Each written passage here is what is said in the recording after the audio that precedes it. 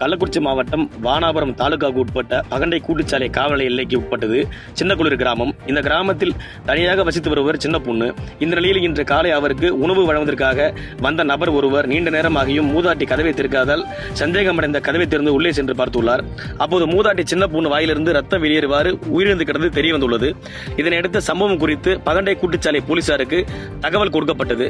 தகவலின் பேரில் அங்கு விரைந்து வந்த டிஎஸ்பி பார்த்திபன் தலைமையிலான போலீசார் மூதாட்டியின் உடலை மீட்டு பிரேத பரிசோதனைக்காக கள்ளக்குறிச்சி மாவட்ட மருத்துவக் கல்லூரி மருத்துவமனைக்கு அனுப்பி வைத்தனர்.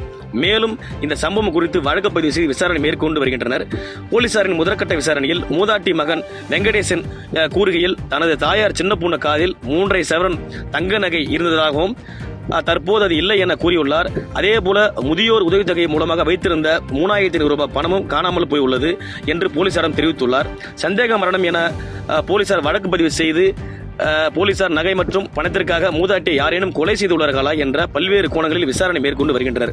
மேலும் கடந்த சில நாட்களாக பல்வேறு இடங்களில் தோட்டத்து வீடுகளை குறிவைத்து முதியோர்களை கொலை செய்து அங்கு இருக்கும் நகைகளை கொள்ளையடித்து சென்ற சம்பவம் தமிழ்நாட்டில் அதிர்வலைகளை ஏற்படுத்தியுள்ள நிலையில் வானாபுரம் அருகே உள்ள சின்னக்குளிர் கிராமத்தில் நடைபெற்ற இந்த சம்பவம் அப்பகுதியில் பெரும் பரபரப்பை ஏற்படுத்தியுள்ளது.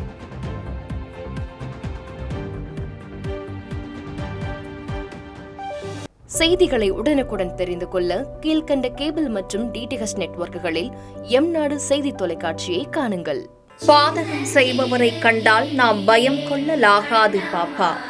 மோதி மிதித்து விடு பாப்பா, அவர் முகத்தில் உமிழ்ந்து விடு பாப்பா. அண்மை செய்திகளை உடனுக்குடன் தெரிந்து கொள்ள இணைந்திருங்கள் எம்நாடு தொலைக்காட்சியுடன்.